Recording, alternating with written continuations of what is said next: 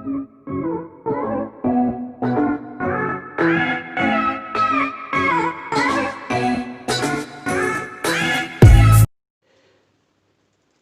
देखिए, अब तक आप लोगों को बताया गया अम्ल और क्षार के बारे में बताया गया।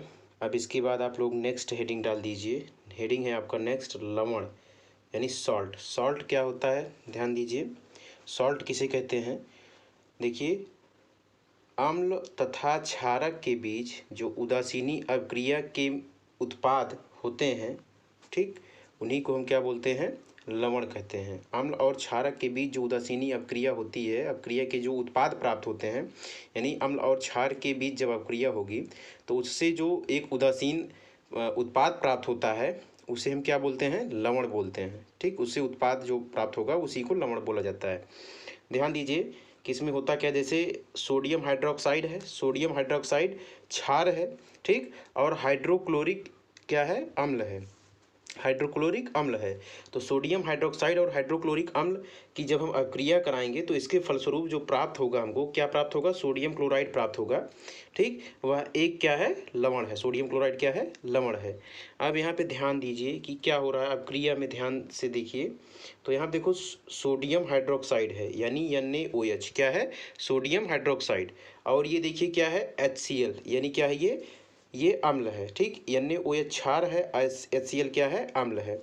तो देखो इसमें क्षार और अम्ल यानी अम्ल और क्षार का जब हम दोनों क्या करेंगे? अभिक्रिया कराएंगे अम्ल और क्षार की, तो देखिए इसके फलस्वरूप क्या प्राप्त होगा, ध्यान से देखिए। NaOH है, क्या है? NaOH, जो कि क्या है? ये क्षार है।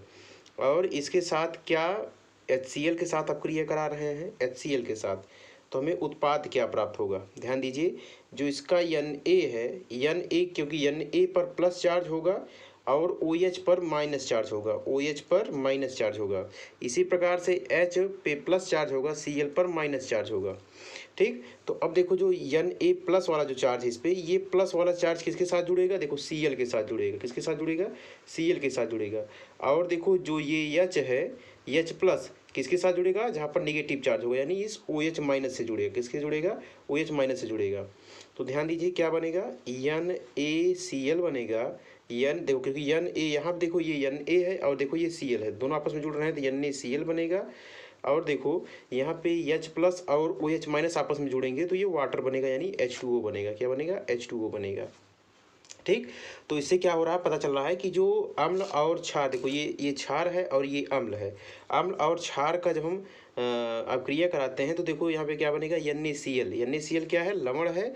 और देखो यहाँ पे H2O यानी जल है। तो अम्ल और क्षार के अभिक्रिया के फलस्वरूप लवण तथा जल बनता है। क्या बनता है? लवण तथा जल बनता है। अब यहाँ आगे ध्यान दीजिए, यहाँ पर भी देखो ये KOH क्या है? यहाँ पे क्षार है। KOH यहाँ पे क्या है? क्षार है।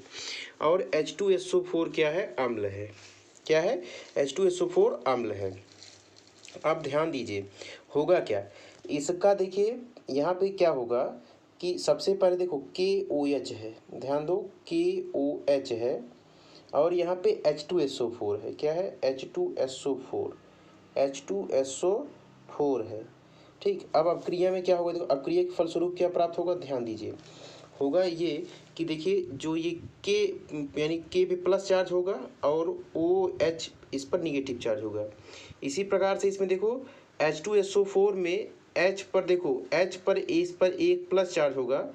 ठीक, SO4 पे यहाँ पे H पर प्लस चार्ज, SO4 पर 2 निगेटिव चार्ज होता है, तो उसको पॉजिटिव करने के लिए इसमें 2 हाइड्रोजन लगाया गया है। तो HSO4, तो यानी इस पर एक नेगेटिव चार्ज होगा HSO4 पर, तो एक हाइड्रोजन पर एक प्लस चार्ज और HSO4 पर एक निगेटिव चार्ज। यहाँ पे इस प्रकार से जानिए। अब होता क्या है? होता ये है कि यहाँ पे दोनों हाइड्रोजन निकलता है। कितने? दोनों हाइड्रोजन निकलता है। तो दोनों हाइड्रोजन निकालने के लिए यहाँ पे देखो अब 2 प्लस चार्ज हो जाएगा। ठीक, और SO4 पे जब दोनों हाइड्रोजन हम निकाल रहे हैं तो SO4 पर 2 निगेटिव चार्ज, यानी SO4 पर 2 निगेटिव चार्ज हो गया। अब 2 प्लस चार्ज इस पे होगा क्योंकि 2 हाइड्रोजन है। तो 2 हाइड्रोजन को निकालने के लिए देखो यहाँ पे OH जो है, OH केवल एक ही है, तो यहाँ पे हमको आगे 2 लगाना पड़ेगा क्योंकि हमको 2 OH की आवश्यकता पड़ेगी। कितने की आवश्यकता पड़ेगी? 2 की आवश्यकता पड़ेगी। तो 2 की आवश्यकता पड़ेगी। तो अब देखो यहाँ पे जो H2 है, ठीक है, ये H2 इस OH के साथ, क्योंकि अब OH भी 2 हो गया आगे, जब यहाँ पे 2 लग गया, जब यहाँ पे आगे 2 लग गया तो ये भी 2 हो गया। तो अब यहाँ पे निकल जाएगा, क्या निकल जाएगा, ये देखो वाटर के फॉर्म में निकल जाएगा, यानी H2O निकल जाएगा, H2O। क्योंकि देखो H2O जो निकला H2O, तो ये 2 टाइम्स हो जाएगा, 2H2O, ठीक, निकल गया। प्लस जो बचा, क्या बचा यहाँ पे देखो K2, यानी 2K बचा है, तो यहाँ पे देखो क्या हो जाएगा K2, ये बचा है। और देखो यहाँ पे बचा है SO4 बचा है, तो SO4, ठीक। तो ये क्या हो जाएगा, ये भी ये देखिए आपको क्या प्राप्त हो जाएगा, संगत लवण, ठीक है, क्या बन जाएगा, ये संगत लवण बन जाएगा, प्राप्त होता है। K2SO4 क्या है, संगत लवण है। अब आगे देखिए क्या हो रहा है इसमें कि उपर्युक्त अभिक्रिया में अम्ल के हाइड्रोजन आयन का धातु आयन द्वारा विस्थापन हुआ है, क्या हुआ है, विस्थापन हुआ है। अतः हम लवण को इस प्रकार भी परिभाषित कर सकते हैं कि लवण को क्या हम परिभाषित कर सकते हैं कि लवण वह यौगिक है जो किसी अम्ल के हाइड्रोजन आयन को धातु आयन द्वारा विस्थापित करके बनता है, ठीक है। लवण वह यौगिक है जो क्या कर सकते हैं हम, लवण वह यौगिक है जो किसी अम्ल के, ठीक, क्या होता है, किसी अम्ल के हाइड्रोजन आयन को धातु आयन द्वारा विस्थापित करके बनता है। बात समझ में आ गई, क्लियर हुआ। अब आगे देखते हैं, आगे देखिए, आगे है देखिए यहाँ पे लवण का निर्माण। अब लवण का निर्माण कैसे किया जाता है, ध्यान दीजिए। तो लवण का निर्माण अभी आपको बताया गया जैसा कि, ठीक है, तो इसका कुछ लवण के निर्माण में कुछ प्रोसेस है, देखिए तो वो प्रोसेस कौन कौन से हैं इसमें ध्यान दीजिए। तो आगे नेक्स्ट हेडिंग डाल दीजिए आप लोग, लवण का निर्माण। तो लवण के निर्माण में देखिए क्या होता है कि लवण को धातु, ठीक, या धात्विक ऑक्साइड और इसके अलावा धात्विक हाइड्रोक्साइड अथवा धात्विक कार्बोनेट को किसी अम्ल के साथ अभिक्रिया करके आसानी से बनाया जा सकता है। जो लवण होता है इसको धातु से या धात्विक ऑक्साइड से या धात्विक हाइड्रोक्साइड से अथवा धात्विक कार्बोनेट की, ठीक है, यानी उससे क्या कर सकते हैं हम, अगर किसी अम्ल से अपक्रिया कर दें, धात्विक ऑक्साइड, धात्विक हाइड्रोक्साइड और धात्विक कार्बोनेट का किसी अम्ल के साथ जब हम अपक्रिया करेंगे तो वहाँ से आसानी से लवण प्राप्त हो जाता है। फिर आगे देखिए लवणों का नामकरण मूल अम्लों के नाम पर किया जाता है। जो लवण का नामकरण होता है उसके मूल अम्लों के आधार पर उसका नामकरण किया जाता है। अब देखिए इसमें कैसे लवण प्राप्त किया जाता है, तो ध्यान से देखिए, इसमें फर्स्ट हेडिंग है, पॉइंट है, फर्स्ट पॉइंट है, अम्ल तथा क्षारक के बीच अपक्रिया द्वारा। अम्ल और क्षारक के बीच जो अपक्रिया होती है उससे कैसे लवण बनता है, देखिए ध्यान से। जब कोई अम्ल किसी क्षारक या विलयन द्वारा पूर्णतः उदासीन हो जाता है, कोई विलयन क्या हो कि अम्ल या किसी क्षारक विलयन द्वारा पूर्णतः उदासीन हो जाता है, तब क्या बनता है, तब लवण उत्पन्न होता है, यानी लवण बनता है। ध्यान दीजिए इसमें क्या हो रहा है, अम्ल और क्षार के बीच अपक्रिया हो रही है। तो अब यहाँ पे ध्यान दीजिए, इस अपक्रिया को देखिए ध्यान से। तो इस अपक्रिया में क्या हो रहा है, HCl है, HCl क्या है, हाइड्रोक्लोरिक एसिड है, हाइड्रोक्लोरिक एसिड है। इस हाइड्रोक्लोरिक एसिड का देखो NaOH, ठीक, NaOH यहाँ पे क्या है, क्षार है। तो देखो अम्ल और क्षार का हम रिएक्शन करा रहे हैं, ठीक, तो क्या बनेगा, ध्यान दीजिए, यहाँ पे हम HCl का रिएक्शन करा रहे हैं NaOH से। तो अभी हमने बताया कैसे बनता है इसका, देखो Na+OH माइनस चार्ज, इसी प्रकार से H+ और Cl माइनस चार्ज होगा। अब देखो ये प्लस वाला चार्ज, ये प्लस वाला यानी H+ वाला चार्ज इस OH माइनस से जुड़ेगा, तो यानी क्या बन जाएगा, वाटर बन जाएगा। क्या बनेगा, देखो यहाँ पे रिएक्शन में क्या बनेगा, वाटर, यानी H2O बन गया। और फिर अब देखो यहाँ पे Cl माइनस है, Na+ है, तो आपस में जुड़ जाएंगे, NaCl बन जाएगा, जो कि NaCl क्या है, लवण होता है। क्या होता है, यही लवण है, ठीक, बात समझ में आ गई। अब इसके बाद आगे देखिए, तो यानी पता ये चला कि हाइड्रोक्लोरिक एसिड और सोडियम हाइड्रोक्साइड से अपक्रिया कराने पर सोडियम क्लोराइड और जल बनता है। फिर इसी प्रकार से एक और अपक्रिया देखिए, इसमें ध्यान से, क्या है, कार्बोनिक अम्ल है, क्या है, कार्बोनिक अम्ल है, ठीक। इस कार्बोनिक अम्ल का हम क्या कर रहे हैं, सोडियम हाइड्रोक्साइड से, ठीक, किसके साथ, सोडियम हाइड्रोक्साइड से।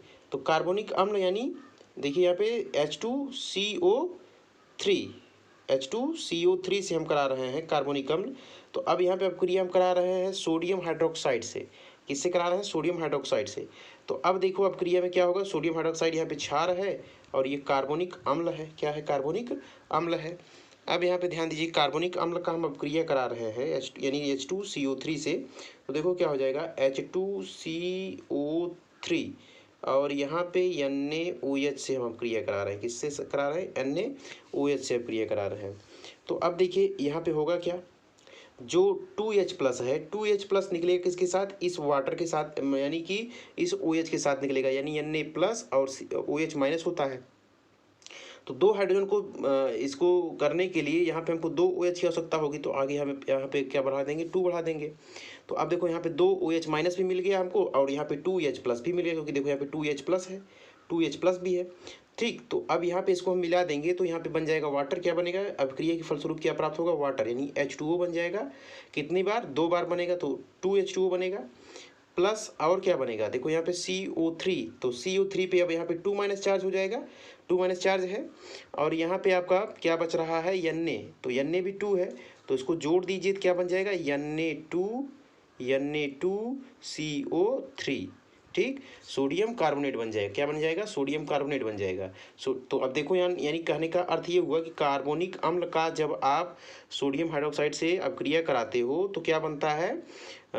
सोडियम कार्बोनेट बनता है और जल बनता है। ठीक, नेक्स्ट आगे देखिए, सेकेंड पॉइंट है आपका, किसी अम्ल की धातु के साथ अपक्रिया द्वारा। किसी अम्ल की धातु से जब हम अपक्रिया कराएंगे तब भी लवण बनता है। देखिए ध्यान से कि क्रियाशील धातु अम्लों के साथ, क्रियाशील धातु का अम्लों के साथ अपक्रिया कर, ठीक, संगत लवण या हाइड्रोजन गैस बनाती है। ध्यान दीजिए, इसमें एग्जाम्पल में जैसे जिंक तनु सल्फ्यूरिक अम्ल के साथ जिंक सल्फेट देता है। ठीक, जिंक का जब हम तनु सल्फ्यूरिक अम्ल से अपक्रिया कराएंगे तो जिंक सल्फेट बनेगा, और जो कि जिंक सल्फेट जो है वहाँ पे क्या है? संगत लवण है। ठीक, और इसके अलावा भी जैसे मैग्नीशियम का हम मैग्नीशियम सल्फेट, ठीक है, मैग्नीशियम के साथ जब हम कराएंगे सल्फ्यूरिक अम्ल का, तो वहाँ पे मैग्नीशियम सल्फेट बनेगा। ध्यान दीजिए, इसमें एग्जाम्पल में भी आप देखिए तो यहाँ पर आपको समझ में आएगा। देखो यहाँ पे जिंक है, जिंक एक धातु है। ठीक, तो इस धातु का हम सल्फ्यूरिक अम्ल यानी एसिड से अपक्रिया करा रहे हैं। किससे करा रहे हैं? एसिड से अपक्रिया करा रहे हैं। तो ध्यान दीजिए क्या बनेगा, यहाँ पे क्या बनेगा? जिंक का जब हम सल्फ्यूरिक एसिड से करा रहे हैं तो देखिए यहाँ पे क्या बनेगा? Zn, और इसका हम H2SO4 से करा रहे हैं। किससे? H2SO4 से करा रहे हैं। तो अब देखिए यहाँ पे ध्यान से, तो जिंक पर 2 प्लस चार्ज होता है, जिंक पर 2 प्लस चार्ज होता है, और इस H पर भी अब 2 प्लस चार्ज है, क्योंकि देखो यहाँ पे H2 है। SO4 पर 2 माइनस चार्ज होता है। अब देखिए ध्यान से क्या बनेगा, देखो ये जिंक 2 प्लस चार्ज वाला 2 माइनस के साथ जुड़ जाएगा, यानी इससे जुड़ेगा SO4 से, तो क्या बन जाएगा? रिएक्शन में देखो क्या बनेगा? ZnSO4 बन जाएगा, ZnSO4 बन जाएगा। और देखो यहाँ पे 2 प्लस चार्ज है, H2 पर 2 प्लस चार्ज है, तो H2 जब यहाँ पे अलग हो जाएगा तो ये मालिक्यूल के रूप में यहाँ से अलग हो जाएगा, और बल्कि मालिक्यूल क्या, ये गैस के रूप में अलग हो जाएगा। किसमें? गैस, हाइड्रोजन गैस बनाती है। ठीक, तो ये बन गया। अब इसी में देखिए सेकेंड वाला रिएक्शन है, जैसे आप जिंक के साथ किए वैसे मैग्नीशियम के साथ कीजिए। तो यहाँ पे आप देखिए किसी भी, जरूरी ये नहीं कि सल्फ्यूरिक अम्ल ही लीजिए। चलिए हम हाइड्रोक्लोरिक एसिड ले रहे हैं। चलिए, तो देखिए क्या बनेगा? Mg का हम करा रहे हैं HCl से, हाइड्रोक्लोरिक एसिड। ठीक, यहाँ पे जो इसमें दिया गया है तनु सल्फ्यूरिक अम्ल से ही अपक्रिया कराया गया, लेकिन हम यहाँ पे क्या बनाएंगे? हम HCl से कराते हैं। तो अब देखिए ध्यान से क्या बनेगा, Mg का जब HCl से हम अपक्रिया कराएंगे तो यहाँ पे देखो, क्योंकि Mg पर 2 प्लस चार्ज होता है, ध्यान दीजिए, और Cl पर माइनस चार्ज होता है, और H पर प्लस चार्ज होता है। अब देखो यहाँ पे 2 प्लस चार्ज है, Mg पर 2 प्लस चार्ज है, तो हमको 2 माइनस की आवश्यकता होगी। तो यहाँ पे देखो हमको 2Cl की आवश्यकता होगी, 2Cl, क्योंकि तभी तो 2 माइनस होगा, तो आगे यहाँ पे 2 लगा दीजिए। ठीक, अब देखो अपक्रिया के फलस्वरूप क्या प्राप्त होगा? MgCl2 प्राप्त होगा, तभी तो ये बैलेंस होगा। Mg2 प्लस Cl पे अब 2 माइनस हो जाएगा, तो देखो बैलेंस हो गया। फिर उसके बाद फिर क्या होगा? प्लस क्या बचेगा? देखो H, देखो 2 टाइम्स बचा, यानी H2 गैस के रूप में यहाँ से निकल जाएगा, H2 गैस। ठीक, MgCl2 और H2 गैस निकल जाएगा। तो ये अपक्रिया हो गया। फिर इसके बाद थर्ड है, ध्यान दीजिए, कि धात्विक ऑक्साइड की अम्ल के साथ अपक्रिया द्वारा। तो देखिए धात्विक ऑक्साइड का जब हम अम्ल के साथ अपक्रिया कराएंगे तो कैसे क्या होता है? देखिए, जब धात्विक ऑक्साइड यानी अम्ल के साथ अपक्रिया करती है तो क्या बनती है, लवण उत्पन्न होती है, लवण बनती है। ठीक, अब देखिए यहाँ पे क्या हो रहा है, धात्विक ऑक्साइड के साथ, यानी धातु ऑक्साइड, धातुओं का जो ऑक्साइड होगा उसके साथ जब हम क्रिया कराएंगे तो ध्यान दीजिए यहाँ पे क्या है, हमने लिया है जिंक ऑक्साइड। जिंक ऑक्साइड का हम देखो तनु सल्फ्यूरिक अम्ल से अब क्रिया करा रहे हैं। किसके साथ करा रहे हैं, तनु सल्फ्यूरिक अम्ल से अब क्रिया करा रहे हैं। तो अब ध्यान दीजिए इसमें बनेगा क्या, इसमें बनेगा ये देखिए, यहाँ पे आप अब क्रिया कराइए, देखिए तो यहाँ पे क्या बनता है, ZnO और H2SO4 से अब क्रिया करा रहे हैं। ठीक, H2SO4 से अब क्रिया करा रहे हैं। तो Zn पर देखो क्या हो जाएगा, इस पर 2+ चार्ज होता है Zn पर, और ऑक्सीजन पर 2- चार्ज होता है। ठीक, इसी प्रकार से इस हाइड्रोजन पर 2+ चार्ज हो गया और SO4 पर यहाँ पर 2- चार्ज हो गया। अब यहाँ पे देखो ध्यान से देखिए क्या होगा, ये देखो 2+ चार्ज वाला इस SO4 यानी 2- वाले चार्ज से जुड़ेगा। ठीक, 2+ 2- से जुड़ेगा तो बन जाएगा ZnSO4 बन जाएगा। और यहाँ पे देखो H2 बचा है, इधर O बचा है, तो यहाँ पे देखो इस पर H2 पर 2+ चार्ज है और इस ऑक्सीजन पर 2- चार्ज है, तो आपस में जुड़ जाएंगे, H2O यानी जल बन जाएगा। तो यहाँ पे क्या बना, ये ZnSO4 यानी जिंक सल्फेट और वाटर। ठीक है, ये बनता है। तो जिंक सल्फेट यहाँ पे संगत लवण होता है। फिर आगे देखिए ध्यान से, कैल्शियम ऑक्साइड के साथ आप क्रिया करा रहे हैं। किसके साथ, कैल्शियम ऑक्साइड के साथ। तो देखो कैल्शियम ऑक्साइड का HCl के साथ करा रहे हैं, CaO, इसका HCl से आप क्रिया करा रहे हैं। तो देखो यहाँ पे क्या हो जाएगा, H पर प्लस चार्ज, Cl पर माइनस चार्ज, यहाँ पे Ca पर 2+ चार्ज और ऑक्सीजन पर 2- चार्ज हो जाएगा। अब देखो यहाँ पे करना क्या है कि यहाँ पे देखो 2+ चार्ज है Ca पे, तो Cl पर एक ही माइनस चार्ज है, यानी 2 Cl लाना पड़ेगा तभी 2- चार्ज होगा इसका। तो 2 Cl लाइए तो यहाँ पे आगे 2 लग जाएगा, आगे 2 लग जाएगा, तो आगे देखिए रिएक्शन में क्या होगा, तो CaCl2 बन जाएगा, क्योंकि 2 अब Cl यहाँ पे हो गए आगे, और यहाँ पे H2 था और इधर O, तो बन जाएगा H2O बन जाएगा, यानी वाटर बन जाएगा। ठीक, तो CaCl2 यानी कैल्शियम क्लोराइड और H2O यानी वाटर बन जाएगा, जब हम कैल्शियम ऑक्साइड और हाइड्रोक्लोरिक एसिड से हम अभिक्रिया कराते हैं। ठीक, फिर इसी प्रकार देखिए चौथा वाला है, इसमें पॉइंट डाल दीजिए, धातुओं के कार्बोनेट की अम्लों के साथ अभिक्रिया कराने पर। तो देखिए इसमें क्या होगा, तनु अम्ल धातुओं के कार्बोनेट से अपघटित कर संगत लवण देते हैं और कार्बन डाइऑक्साइड गैस निकलती है। अब यहाँ ध्यान दीजिए क्या हो रहा है, सोडियम कार्बोनेट क्या है, सोडियम कार्बोनेट है, इसका हम किसके साथ करा रहे हैं, HCl से के साथ करा रहे हैं। तो सोडियम कार्बोनेट यानी देखिए Na2CO3 सोडियम कार्बोनेट है, इसका हम एसिड के साथ करा रहे हैं। ठीक, तो एसिड क्या है आपका, HCl है। तो देखिए यहाँ पे क्या हो जाएगा, यहाँ पर होगा ये कि यहाँ पे देखो जो ये Na है, ठीक, Na तो Cl के साथ निकलेगा, यहाँ पे जो Cl है Cl के साथ निकलेगा, तो यहाँ पे क्या करना पड़ेगा आपको 2 टाइम्स, क्योंकि Na पर यहाँ पे 2 Na है, तो यहाँ पर भी 2 लगा दीजिए, 2 Cl हो जाएगा। तो क्या बनेगा, यहाँ पे देखो आप क्रिया में क्या क्या प्राप्त हो जाएगा, NaCl, क्योंकि 2 टाइम्स अब बनेगा, यहाँ पे Na2 था, यहाँ पर भी Cl भी अब यहाँ पे 2 हो गया, तो NaCl हो गया। प्लस अब देखिए यहाँ पे क्या हो रहा है, यहाँ पे ध्यान से देखिए, तो अभी इधर H बचा है। ठीक, तो ये H इसके एक ऑक्सीजन को यहाँ से हटा देगा, कार्बोनेट के CO3 के, तो देखो यहाँ पे क्या बन जाएगा, CO2 कार्बन डाइऑक्साइड गैस बन जाएगा। और ठीक, और जो बचा है देखो एक ऑक्सीजन यहाँ से हट गया CO3 का, तो ठीक है, तो यहाँ पे CO2 बन गया, और एक ऑक्सीजन जो हटा तो वहाँ पे क्या बन जाएगा, H2O जो हटा था वहाँ से वो हाइड्रोजन से जुड़ जाएगा, H2O। ठीक, तो ये बन गया, यानी क्या बना, सोडियम कार्बोनेट का जब हाइड्रोक्लोरिक अम्ल से अपक्रिया कराए तो सोडियम क्लोराइड बना और कार्बन डाइऑक्साइड बना तथा जल भी बन गया। ठीक, इसी प्रकार सेकेंड देखिए इसमें क्या है, तो इसमें देखो जिंक कार्बोनेट का हम किसके साथ अपक्रिया करा रहे हैं, तनु सल्फ्यूरिक अम्ल से अपक्रिया करा रहे हैं। तो यहाँ पे देखो क्या बनेगा, जिंक सल्फेट बनेगा और कार्बन डाइऑक्साइड और जल बनेगा, सेम इसी प्रकार से बनेगा। देखिए ध्यान से रिएक्शन, तो ZnCO3 है, इसका रिएक्शन हम करा रहे हैं H2SO4 से करा रहे हैं, किससे, H2SO4 से करा रहे हैं।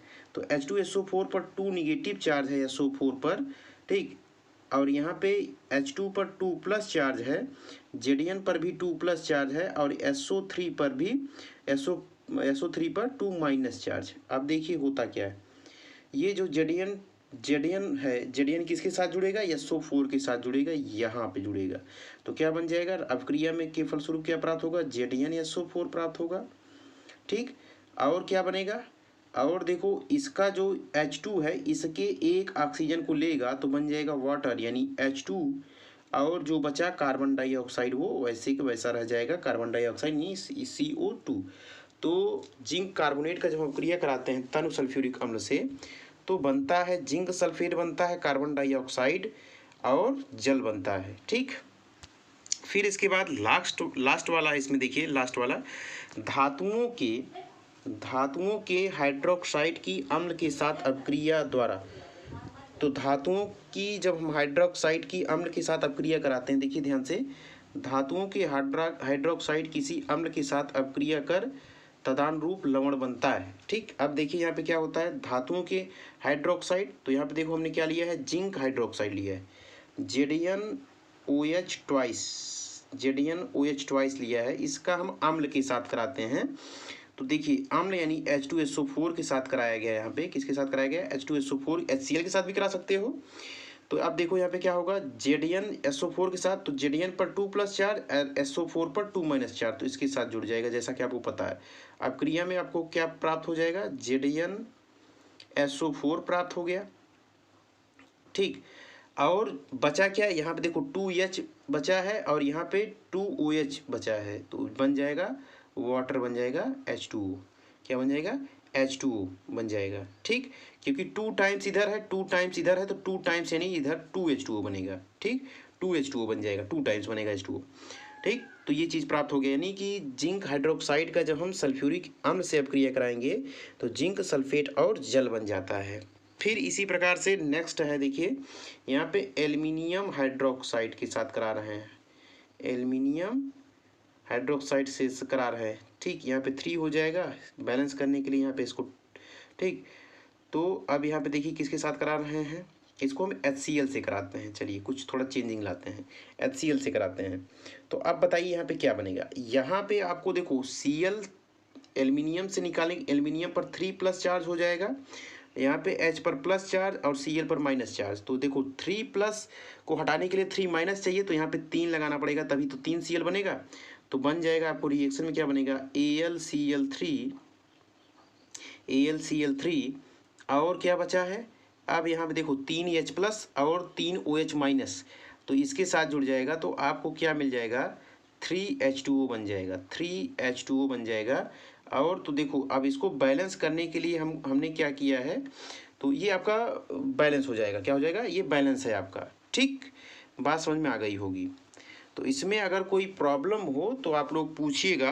और देखिए अगर वीडियो हमारा पसंद आया हो तो वीडियो को लाइक कीजिए, सब्सक्राइब भी कर लेना और बेल आइकन ज़रूर दबाना ताकि आप तक नोटिफिकेशन पहुंचता रहे। ठीक, धन्यवाद।